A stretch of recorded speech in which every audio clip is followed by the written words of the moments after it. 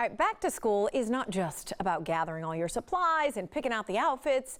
It's also about a visit to the doctor, okay? Physicals are vital for both students and young athletes. In fact, most schools won't let you play if you don't have one. So what do you need to know about it? What should be addressed during said visit? Here to help parents get the most out of these exams, we have Heather Prince, a doctor of nursing practice with Mount Carmel Medical Group. It's so good to see you again. Good to see you too, Robin. Thank you for having me. Absolutely. And you know, we do know this is a hectic time of a year, right? I have a couple of young ones in elementary school, but we talk about the physical and how important it is not to put that off. What do you want parents to know really about that, about how important this is?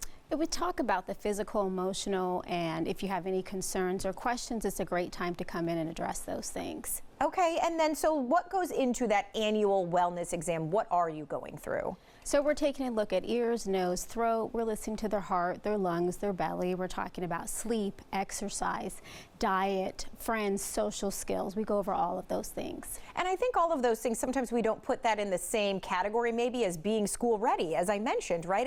As knowing that their physical and emotional well-being is as important as all the things, the books, the pencils, the supplies, yes, right? All of those things. Okay, so do you go further then if a child is getting that physical to play a sport? What else are you doing during that exam? So we're going over medications. Do they have allergies? Do they need EpiPens? Do they need refills on their inhalers? Things like that that they would need while they're traveling for sports with their school. And is this a good time then for us as adults? We always put on the back burner, right? We are famous for that.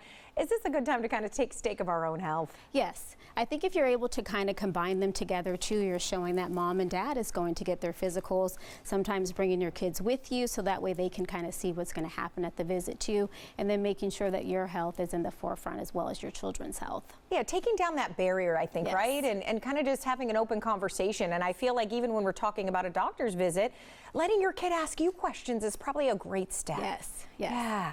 All right, what are some of the things you're going to check out too for adults, especially maybe an adult who hasn't been in a couple of years, things they should know all the time about their health and what's going on? So we'll talk about screenings like breast cancer, colon cancer screenings, lab work, if we've checked your thyroid, cholesterol, see if you're diabetic, pre-diabetic. We try to encompass all of those things, especially if you haven't had an annual exam in a while. And when you say know your numbers, what's included under that?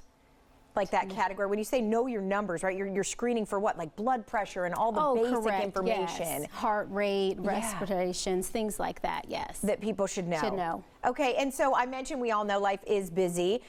What advice do you have for somebody who has not then been maybe last year? Maybe it has been 3 years, maybe it has been 5 years since they've gone and had that annual visit. We tell them welcome back. We want to have a judgment-free zone. We don't want to hold anything that you haven't had primary care in 3 to 4 years. And then also to chip away at things, realizing that the first visit we might not cover everything that you need, but we'll try to set you up for success and then have some follow-up visits. That way we can get you back on track to where you're coming once a year.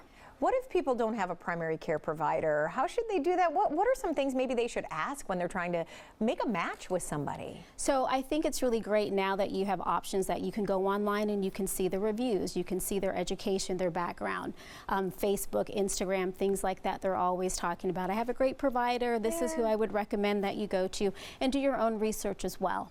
And do you feel like it is such an important relationship? People should put the research and time in? Yes, because it's all about that connection and bedside manner. You want to be open. You want to be able to communicate with that person and express your needs. And I know at Mount Carmel, they do make it easy as well. MountCarmelHealth.com, and you can go through and, like you said, look at all the providers, you know, anything you want people to know about your team and about everybody there and just how they care about people and their health. And that's the thing that we really love is that Mount Carmel is such a family-based community as well.